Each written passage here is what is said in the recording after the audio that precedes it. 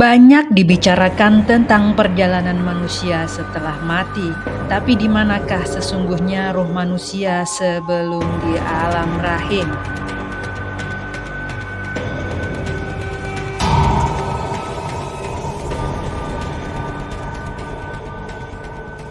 Sebelum ditiupkan ke dalam rahim, ruh seluruh manusia sudah diciptakan oleh Allah Subhanahu wa Ta'ala di luar alam dunia. Syekh Abdul Qadir Al-Jailani dalam Sirul Asror mengungkapkan bahwa ruh yang pertama kali diciptakan oleh Allah adalah Nur Muhammad, yakni ruh dari Nur Muhammad, pena takdir dan akal.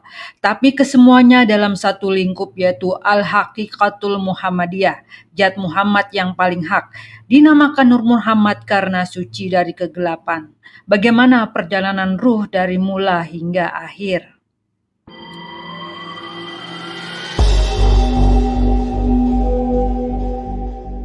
Setelah Allah menciptakan Nur Muhammad, Allah menciptakan ruh semua makhluk di alam lahut, sebuah tempat termulia paling hak di sisinya. Di sanalah semua ruh makhluk berasal. Setelah 4.000 tahun, Allah menciptakan arsy dari Nur Ain Muhammad. Lalu Allah mengiring semua ruh dari alam lahut menuju tempat yang lebih rendah, yakni alam Jabarut. Pada posisi ini, ruh para makhluk disebut ruh al-sultani. Usai dari alam Jabarut, para ruh diturunkan lagi ke alam malakut dan dihiasi oleh Allah dengan nur al-malakut sehingga ruh tersebut dinamakan ruh al-rawani. Setelah dari alam malakut, para ruh akan digiring menuju alam jisim, dan dengan itu nama ruh disebut ruh al-jismani. Dari alam inilah ruh-ruh manusia ditiupkan oleh Allah ke dalam rahim pada usia kandungan 4 bulan. Ketika ruh sudah berada dalam jasad, tiba-tiba mereka lupa tempat mereka berasal, yakni alam Jabarut. Dikisahkan bahwa Allah menciptakan ruh sebelum manusia terbentuk jasadnya. Bisa dibayangkan betapa banyak ruh yang diciptakan Allah sebelum ditiupkan ke dalam jasad manusia. Sesungguhnya kita manusia tidak memiliki pengetahuan tentang ruh. Quran Surah Al-Isra ayat 85.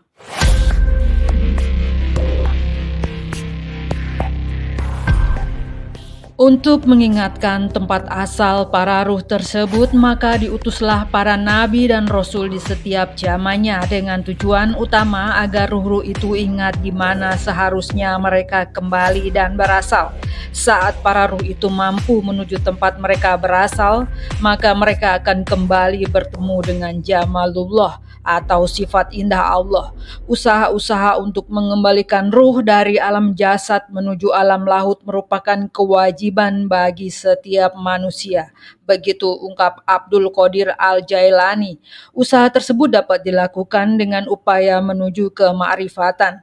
Kemarifatan yakni terbukanya hijab nafsu sehingga mampu melihat kans al-ma'fi melalui lubuk hati yang paling dalam.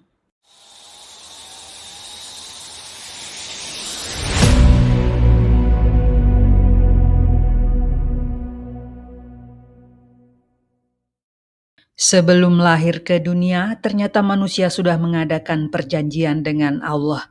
Begitu ruh ditiupkan itulah kemudian Allah mengambil perjanjian dengan setiap hambanya. Jadi sejak kita dalam kandungan ibu di usia 4 bulan, ruh sudah masuk. Allah menyampaikan tawaran kepada kita untuk berkomitmen dengan Allah. Kata Allah, apakah kamu siap menjadikan saya Tuhan yang kamu sembah? Maka dengan itu saya akan penuhi semua kebutuhanmu. Kalau kamu minta saya beri, kamu sakit saya sembuhkan, kamu butuh saya anugerahkan, kamu ingin saya persembahkan, kamu ingin rejeki saya tampilkan, kamu salah saya maafkan, dan kamu dosa saya ampuni. Maka kita katakan, ya Allah, siap tanpa pertimbangan lagi. Kami yakin kami akan sembah Engkau sebagai Tuhan, dan ya Allah, mohon nanti saat terlahir kabulkan setiap kebutuhan yang kami dapatkan. Kalau kami butuh, kami akan minta. Kalau kami sakit, kami akan mohon disembuhkan. Kalau kami salah, kami akan mohon dimaafkan. Kalau kami dosa, kami mohon diampuni, ya Allah. Itulah perjanjian kita, maka kita katakan syahidna yang artinya kami bersahadat. Untuk itulah Nabi mengatakan setiap yang terlahir itu sudah ada fitrah di dalam dirinya kecenderungan untuk mendekat kepada Allah Subhanahu wa Ta'ala. Manusia mulai terbentuk secara fisik dalam rahim seorang ibu yang dikatakan berasal dari air mani dan disimpan dalam tempat yang kokoh. Janin mengalami proses perkembangan dalam rahim dan dibentuk sesuai dengan kehendak Allah dan disempurnakannya tubuh manusia ini. Setelah terbentuk, barulah Allah meniupkan ruh ke dalam janin.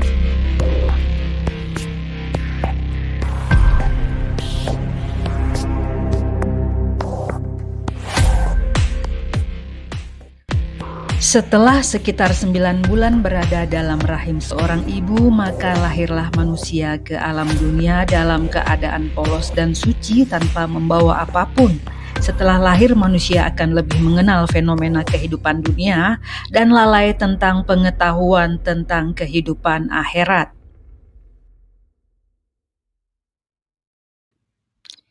Kehidupan manusia di dunia amatlah singkat. 1 hari di sisi Allah sama dengan 1000 tahun di bumi. Allah bertanya, berapa tahunkah lamanya kamu tinggal di bumi? Mereka menjawab, kami tinggal di bumi sehari atau setengah hari. Maka tanyakanlah kepada orang-orang yang menghitung.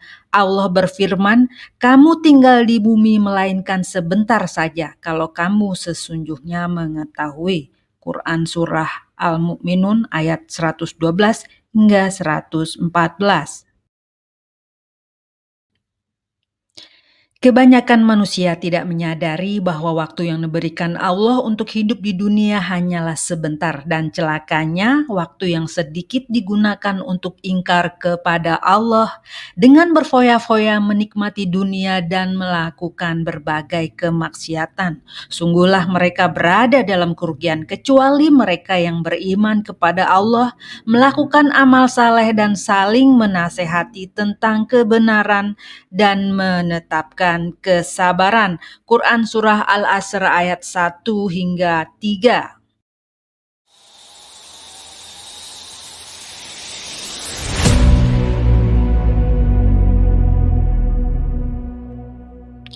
Sesuai dengan Quran Surah Al-Mu'minun ayat 99 hingga 100, alam barzah ini digambarkan sebagai suatu kehidupan baru yang merupakan dinding pemisah antara alam dunia dan alam akhirat.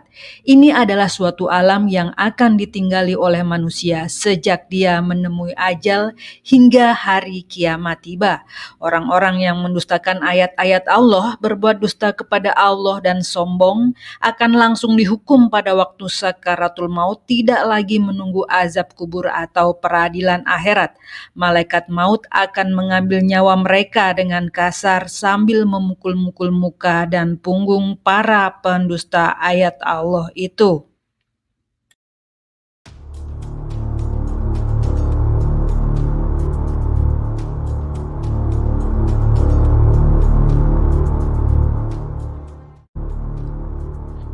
Kehidupan di alam akhirat didahului dengan peristiwa kiamat, di mana malaikat meniup sangkakala membangunkan para arwah yang sedang tidur dalam alam kubur. Diikuti 1 kali teriakan, semua orang terbangun dan bergegas ke padang mahsyar untuk dihisap keimanan, perbuatan baik dan buruk yang dilakukan selama berada di dunia. Semua manusia yang dibangkitkan kembali dikumpulkan di padang mahsyar. Pada saat itu sudah ada yang celaka dan ada pula yang berbahagia.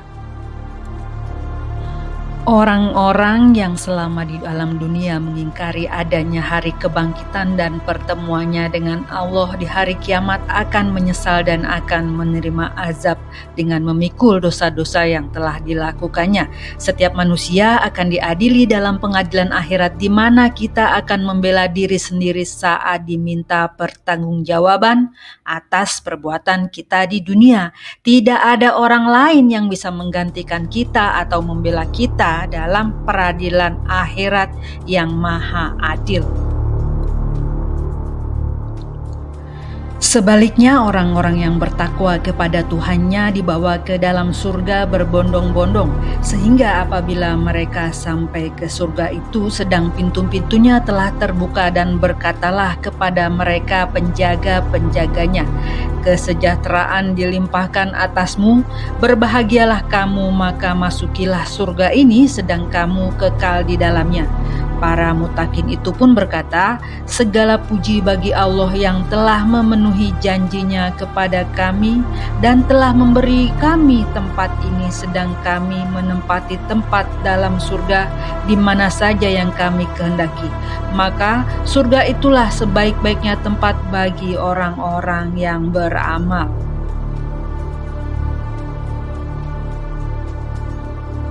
Kesimpulannya adalah keberadaan manusia di atas bumi merupakan ketetapan Allah.